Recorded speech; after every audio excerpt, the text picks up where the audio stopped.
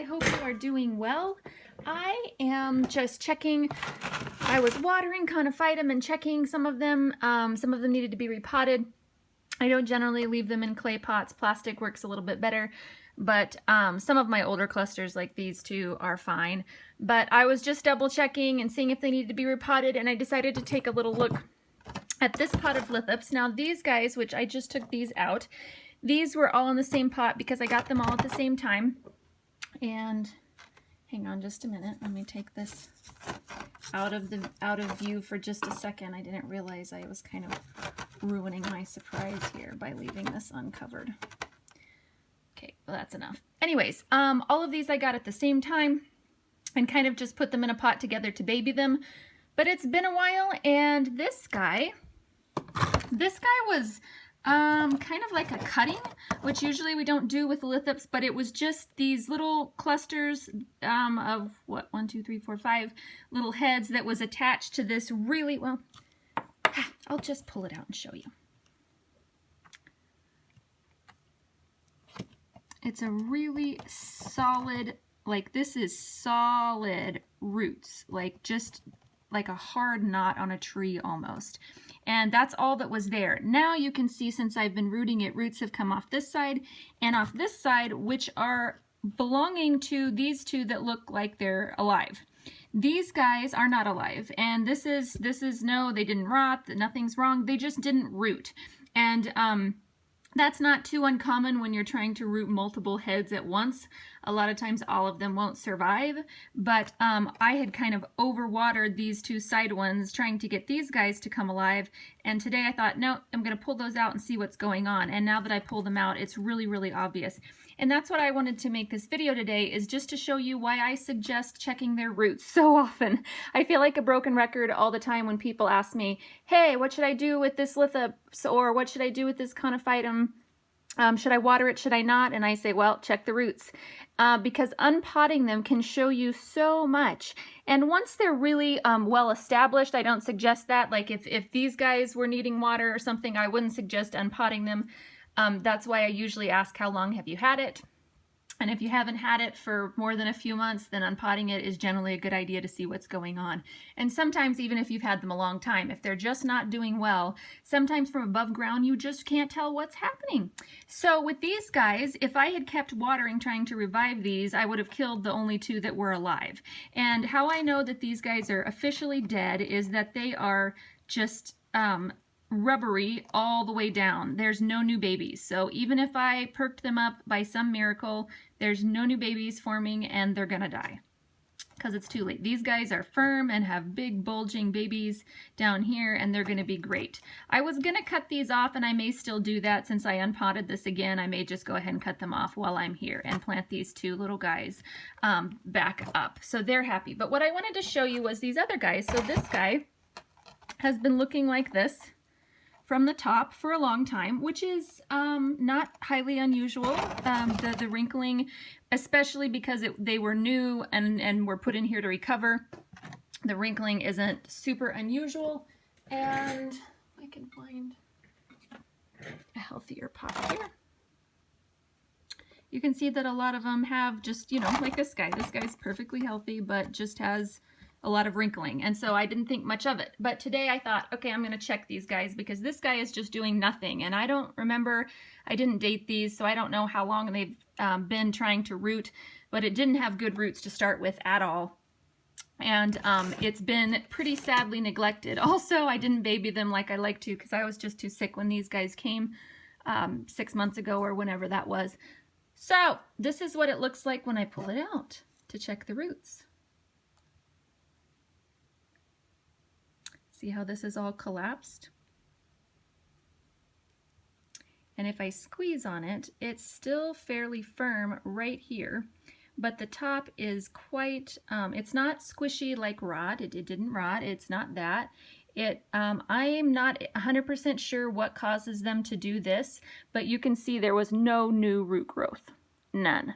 So a lot of times what happens is the roots die, and if they don't regrow, the plant slowly starts withering from the bottom up and it detaches from its roots. So even if we could get the roots to grow right now, which we can't, they are detached from the plant, even though it still looks all hooked together. This tissue is so dried up and collapsed that it cannot re-expand and be helpful in any way to this plant.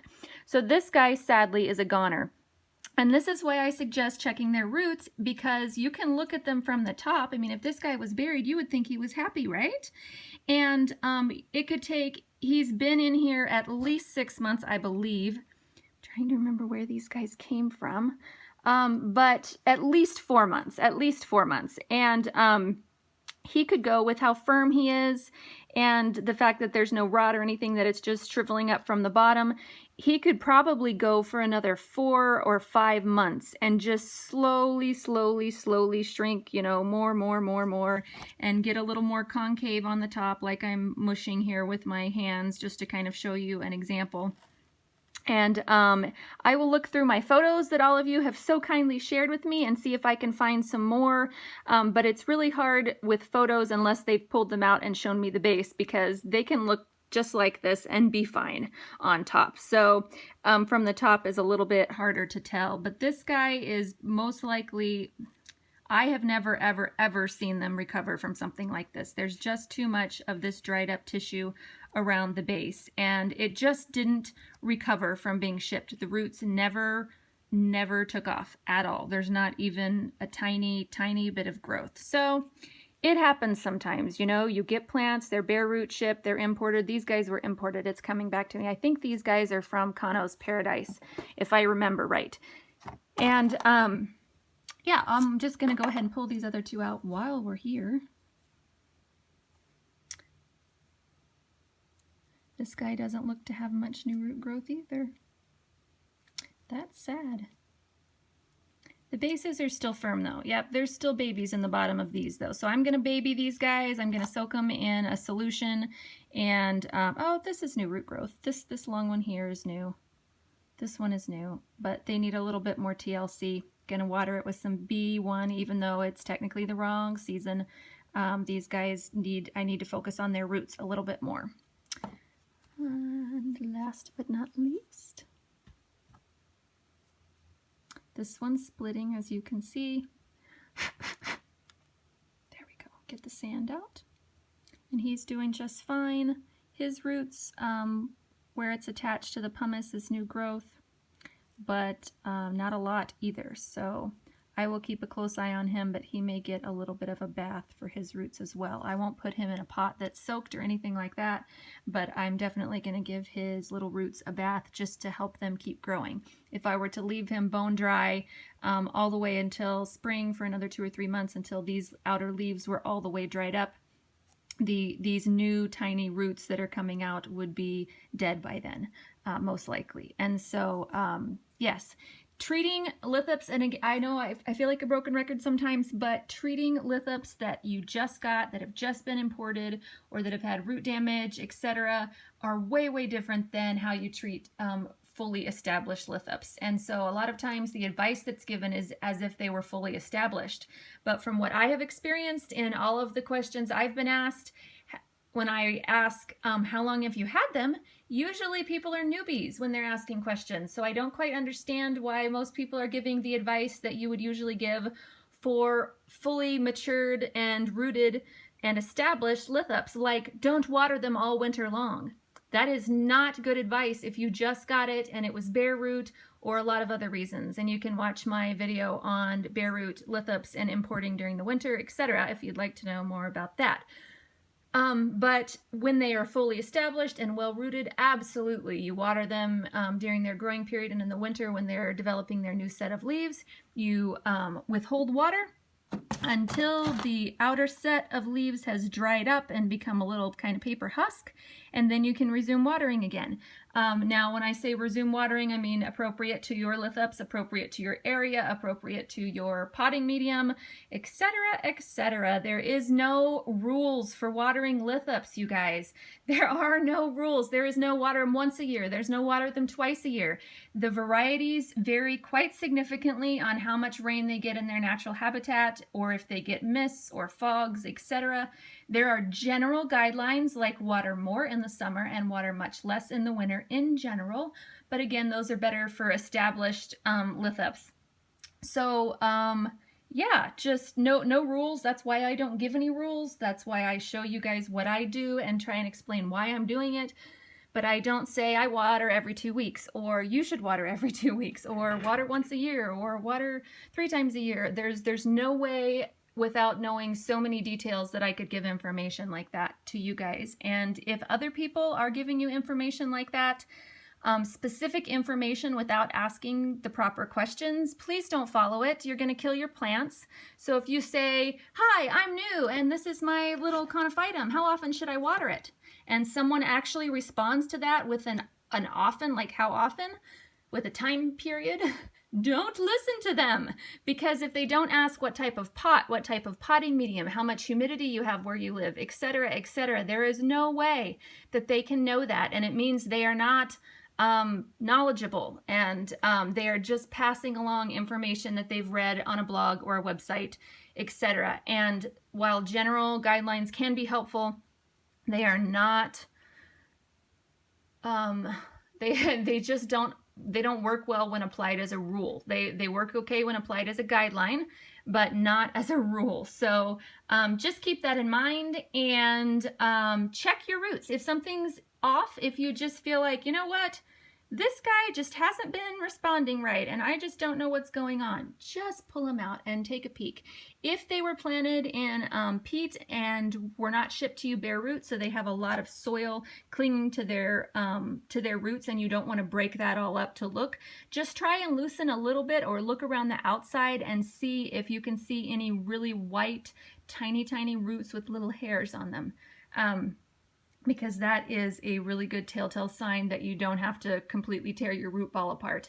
If you need to completely tear your root ball apart and it's a significant enough issue, your lithops is looking questionable enough, like this guy, for example, where 2 are good and the other 3 are really not, if something like that is happening, then, and you need to remove the hardened soil around them, water is usually one of the gentlest ways to do that.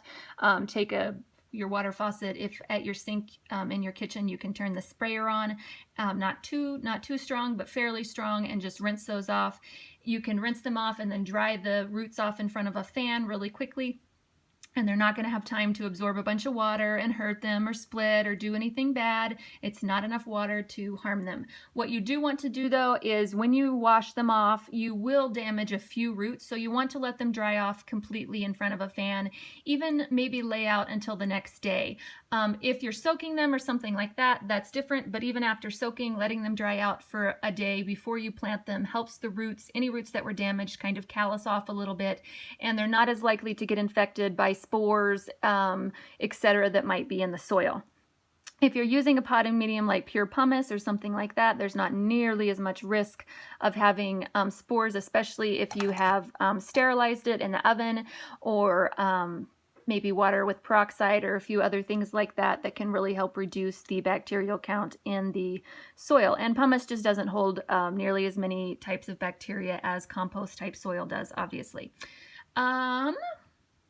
I think that's it for today, since I unpotted all of those. Yeah, just keep in mind that if things are not going well, unpot them. And I know it seems kind of scary sometimes to unpot things and look at their roots and we think we're going to hurt them. But if you get an idea of what's going on with your roots, you can get a much better idea of what's going on with your plant and know whether it's worth saving or it's too far gone and you're just stressing yourself for no reason because the top still looks fine. So anyways, I hope you guys are having a fantastic day. I hope that was helpful. I will talk to you soon, and happy growing.